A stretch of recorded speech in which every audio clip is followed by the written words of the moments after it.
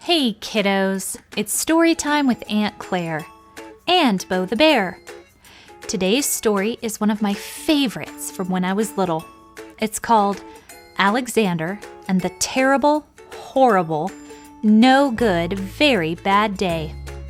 It's written by Judith Viorst and it's illustrated by Ray Cruz.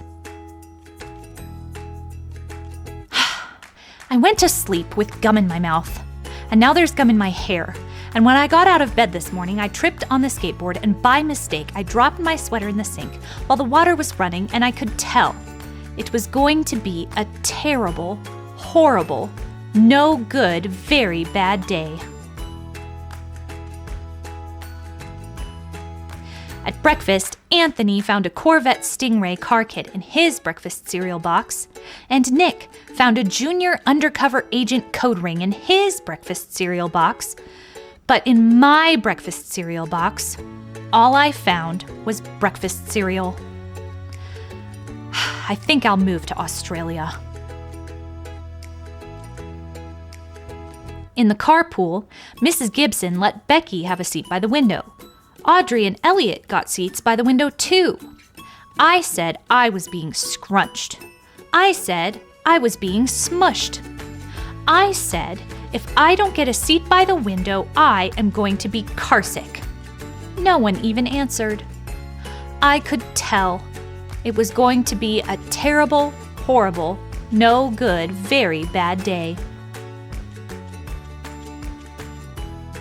At school, Mrs. Dickens liked Paul's picture of the sailboat better than my picture of the invisible castle.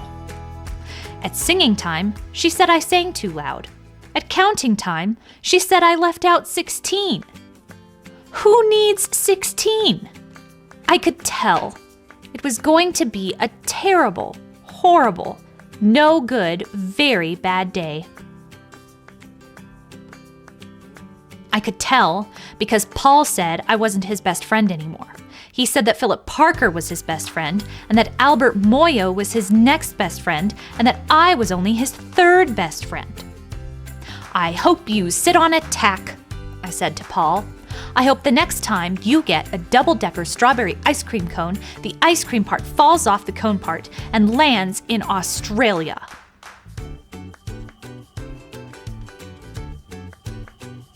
There were 2 cupcakes in Philip Parker's lunch bag, and Albert got a Hershey bar with almonds, and Paul's mother gave him a piece of jelly roll that had little coconut sprinkles on the top. Guess whose mother forgot to put in dessert? It was a terrible, horrible, no good, very bad day. That's what it was. Because after school, my mom took us all to the dentist, and Dr. Fields found a cavity just in me. Come back next week and I'll fix it, said Dr. Fields. Next week, I said, I'm going to Australia. On the way downstairs, the elevator door closed on my foot, and while we were waiting for my mom to go get the car, Anthony made me fall where it was muddy. And then when I started crying because of the mud, Nick said I was a crybaby, and while I was punching Nick for saying crybaby, my mom came back with the car and scolded me for being muddy and fighting. I am having a terrible, horrible, no good, very bad day, I told everybody. No one even answered. So then, we went to the shoe store to buy some sneakers. Anthony chose white ones with blue stripes. Nick chose red ones with white stripes. I chose blue ones with red stripes, but then the shoe man said we're all sold out.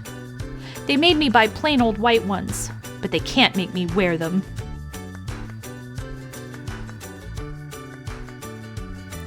When we picked up my dad at his office, he said I couldn't play with his copying machine, but I forgot. He also said to watch out for the books on his desk, and I was careful as could be, except for my elbow. He also said don't fool around with his phone, but I think I called Australia. My dad said please don't pick him up anymore. It was a terrible, horrible, no good, very bad day. There were lima beans for dinner, and I hate limas. There was kissing on TV, and I hate kissing. My bath was too hot. I got soap in my eyes. My marble went down the drain, and I had to wear my railroad train pajamas. I hate my railroad train pajamas. When I went to bed, Nick took back the pillow he said I could keep, and the Mickey Mouse nightlight burned out, and I bit my tongue. The cat wants to sleep with Anthony, not me.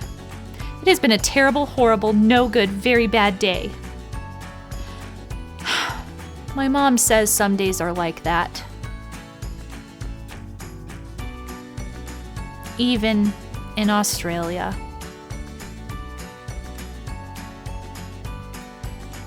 That's it for now, but it's not the last story that we are going to read together.